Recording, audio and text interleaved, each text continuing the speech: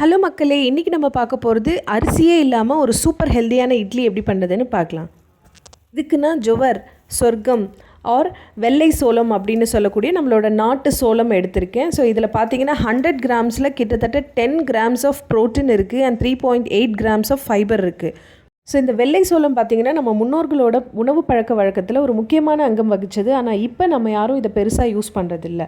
So நம்மளோட பாரம்பரிய உணவு பழக்க வழக்கத்தை மறுபடியும் கொண்டு வரணும் அப்படிங்கிறதுக்காக தான் இந்த மாதிரி பாரம்பரிய உணவுப் பொருட்களை வச்சு என்னோடய சேனலில் நிறைய ரெசிபீஸ் நான் போஸ்ட் பண்ணுறேன். கண்டிப்பாக மறக்காமல் பாருங்கள். ரைஸே இல்லாமல் சூப்பர் ஹெல்த்தியான இந்த சோள இட்லி பண்ணுறதுக்கு 1 கப் அளவு சோளம் எடுத்திருக்கேன் அண்ட் 1/2 கப் அளவு உரத் தால் அண்ட் 1 டேபிள் ஸ்பூன் அளவு ஃபெனுக்ரீக் சீட்ஸ் வெந்தயம் எடுத்திருக்கேன். ஸோ இது எல்லாத்தையும் நல்லா வாஷ் பண்ணிவிட்டு ஒரு 4 to 5 hours நல்லா சோக் பண்ணிக்கோங்க. ஸோ இதை அரைக்கிறதுக்கு ஒரு 10 minutes முன்னாடி ரெட் அவல் ஒரு 1/2 கப் அளவு சேர்த்து ஊற வச்சுக்கோங்க. ஸோ இது எல்லாத்தையும் சேர்த்து நம்ம அரைச்சி எடுத்துக்கலாம். ஸோ அரைச்சி எடுத்ததுக்கப்புறம் ஒரு 4 to 5 hours புளிக்கிறதுக்காக நம்ம விட்டுருவோம். அதுக்கப்புறம் இதில் தேவையான அளவு சால்ட் சேர்த்து நம்ம இட்லி வார்த்து எடுத்தால் சூப்பர் ஹெல்த்தியான நம்மளோட இட்லி ரெடி. இதுக்கு நம்ம சூப்பரான ஒரு சட்னி ரெடி பண்ணிகிட்ருக்கோம். ஸோ பாருங்கள், ரைஸே இல்லாமல் சோள இட்லி வித் முருங்கைக்கீரை சட்னி. ஸோ சூப்பர் ஹெல்த்தியான பிரேக்ஃபாஸ்ட்டுங்க.